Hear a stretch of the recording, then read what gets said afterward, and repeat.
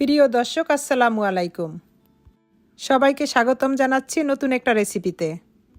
এই পিঠাটা দেখতে শুধু দারুণই না, খেতেও অনেক মজার হয় আর অনেকটা সময় ধরে ক্রিস্পি থাকে। আপনি চাইলে পিঠাটা বানিয়ে এক সপ্তাহের মতো সংরক্ষণ করতে পারবেন। উপকরণ অনেক বেশি লাগে না, অল্প উপকরণেই এই পিঠাটা বানানো যায়। আজকের এই পিঠাও অনেক সহজ রেসিপিতে শেয়ার করছি। আমার মনে হয় আপনাদের কাছে আমার এই রেসিপিটা ভালো লাগবে।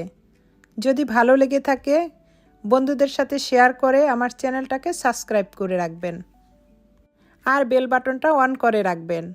এরকম নিত্য নতুন রেসিপি দেওয়া মাত্র আপনার কাছে পৌঁছে যাবে। এই পিঠাটা এতটাই ক্রিস্পি থাকে যে একবার কাউকে খাওয়ালে সে বারবার খেতে চাইবে। পিঠাটা বানানোর জন্য প্রথমে আমরা ডোটা তৈরি করে নেব। এই জন্য আমার লাগবে 2 কাপ ময়দা। আর এখন দিয়ে দিব 1 চামচ বেকিং পাউডার আর স্বাদ মতো লবণ। এখন সব শুকনো উপকরণ একসাথে ভালো করে মিক্স করে নেব। এখন দিয়ে দিব 2 চামচ ঘি। ঘিটাকে হাত দিয়ে ভালো করে ময়দার সাথে মিক্স করে নেব। এই পিঠাটা বানানোর জন্য অবশ্যই ঘিটা দেওয়ার চেষ্টা করবেন, তাহলে পিঠাটা খেতে খুব ভালো লাগবে আর ফ্লেভারটাও খুব ভালো আসবে।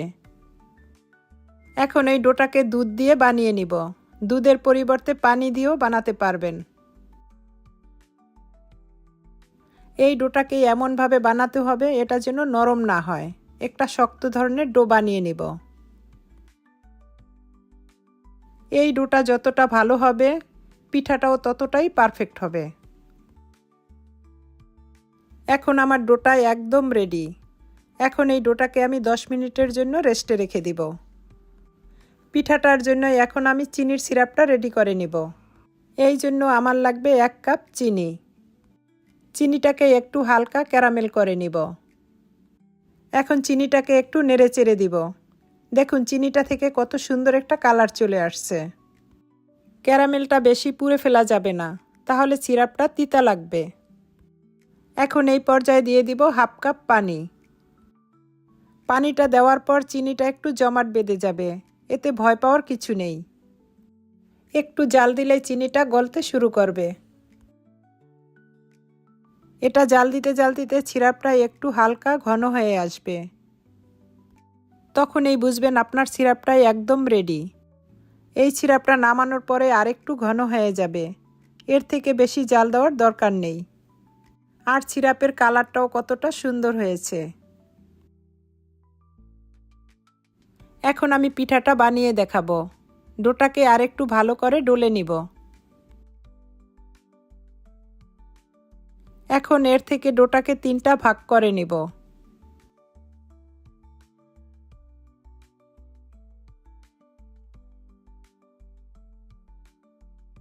এবার ডোটাকে আরেকটু ডলে নিব। এখন একটা রুটি বেলে নিব। এই রুটিটাকে কর্নফ্লাওয়ার দিয়ে বেলে নিতে হবে।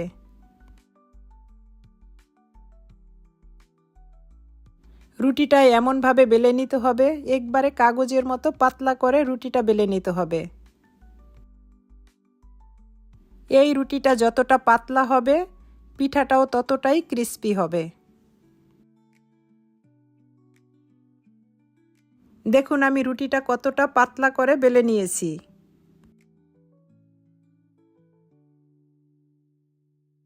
এখন রুটিটার উপরে কর্নফ্লাওয়ার দিয়ে নিব।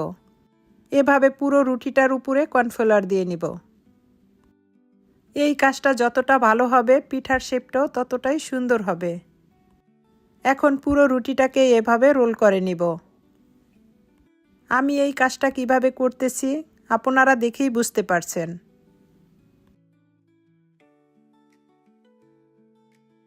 এবার পানি দিয়ে সামনের সাইডটাকে ভালো করে আটকিয়ে দিতে হবে, না হয়তো ভাজার সময় পিঠাগুলো খুলে যাবে।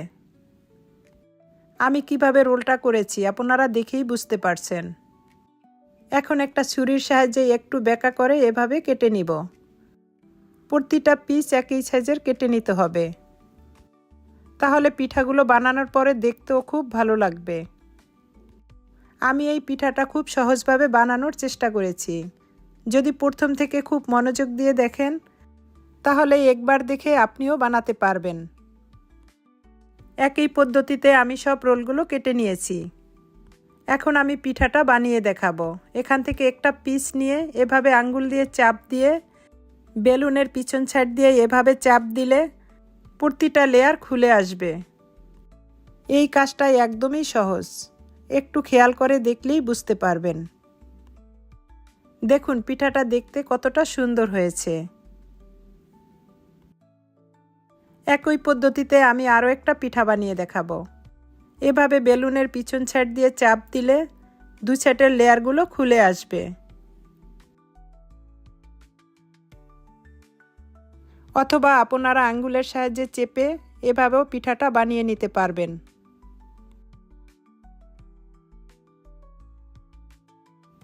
একই পদ্ধতিতে আমি সব পিঠাগুলো বানিয়ে নিয়েছি। এখন আমি পিঠাগুলোকে ভেজে দেখাবো। এই জন্য এখানে পর্যাপ্ত পরিমাণ তেল নিয়েছি। তেলটা হালকা গরম হয়ে আসলে পিঠাগুলো দিয়ে দিব। আমার তেলটা কি পরিমাণ গরম আমি পিঠাটা দিতেছি আপনারা দেখেই বুঝতে পারছেন। এই পিঠাটা হাই হিটে ভাজা যাবে না। এই পিঠাটা সময় নিয়ে লো হিটে পিঠাটা ভেজে নিতে হবে। পিঠাটা ভাজার পরে দেখুন লেয়ারগুলো কত সুন্দরভাবে বোঝা যাচ্ছে। এভাবে উল্টিয়ে পাল্টিয়ে পিঠাগুলো ভেজে নিব। সুন্দর একটা কালার আসলে পিঠাগুলোকে তুলে নিব। এর থেকে বেশি কালার করার দরকার নেই। এখন আমি পিঠাগুলো তুলে নিব। দেখুন আমার পিঠাগুলো দেখতে কতটা সুন্দর হয়েছে। এখন পিঠাগুলোকে চিনির সিরাপে ভিজিয়ে নিব। একবার উল্টিয়েই পিঠাটাকে তুলে নিব। শিরার ভিতরে বেশি সময় পিঠাটা ভিজিয়ে রাখার দরকার নেই। এভাবে লাগালেই সিরাপটা প্রতিটা লেয়ারে লেয়ারে ঢুকে যাবে। এখন পিঠাটার উপরে একটু ডেকোরেশন করে দেখাবো। এখানে আমি কিছুটা আলমন্ড নিয়েছি আর কিছুটা সাদা তিল নিয়েছি। এখন দুটাকে একসাথে মিক্স করে নিব। এখন পিঠাটার উপরে এভাবে দিয়ে দিব। এটা দেওয়াতে দেখতে যেমন সুন্দর লাগবে, খেতেও তেমন টেস্টি লাগবে।